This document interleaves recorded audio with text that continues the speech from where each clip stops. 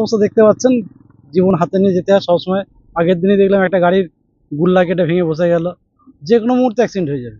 এই যে আমরা এই গর্ত দিয়ে যাচ্ছি, সাইড দিয়ে কোনো গাড়ি আসছে, হঠাৎ করে উল্টে যেতেই পারে, যা অবস্থা যে কোনো মুহূর্তে ঘটবে। দীর্ঘকাল আজকে নয়, আমরা 12 বছর চালাচ্ছি, একই অবস্থা।